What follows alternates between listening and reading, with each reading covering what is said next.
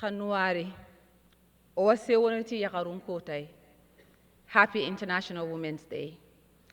I stand before you as a survivor of a system that told me my worth was tied to my silence, my obedience, and my ability to endure female genital mutilation, to endure going from one marriage to the next when I was still a child. But I did not just endure and survive. I resisted. I fought for my freedom, for my daughter's freedom, and for the freedom of all women and girls who deserve more than to survive. They deserve the right to thrive. Because for all women and girls, poverty is more than a lack of money. It is a lack of power. When a girl is denied education because her family cannot afford school fees, when a mother cannot escape an abusive marriage because she has no financial independence, when women's labor on farms, in homes, in markets goes unrecognized and unpaid, this is not just economic inequality. It is a denial of dignity. And for all women and girls, dignity is not negotiable. But I have seen what happens when we invest in all women and girls. I have walked through communities where women are transforming farms using regenerative agricultural practices that not only feed their families, but heals our land. I have worked with traditional and religious leaders who once defended harmful traditional practices, only to become champions of change when they saw that progress does not mean abandoning culture. It means protecting all our daughters.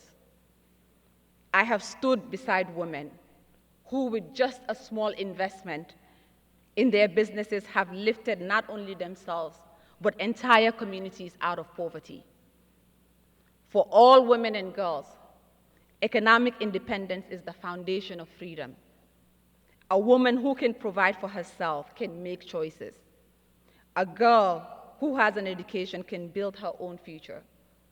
A mother who is supported by policies that value her care work can raise her children without fear. These are not luxuries. These are rights. And yet, around the world, too many governments continue to deny their urgency, failing to invest in the very people who hold our societies together. So for all women and girls, we must act. Governments must act. Investing in social protections, education, and care infrastructure is not charity. It is a necessity. When we close the gaps in care policies, we unlock the potential for millions. When we fund women-led solutions to climate change, we build a more just and sustainable world. When we ensure that all women and girls have access to land, to capital and resources, then we are not just fighting poverty, we are reshaping the future. The march forward for all women and girls' rights is facing pushback, but we will not turn back. We will not be silenced.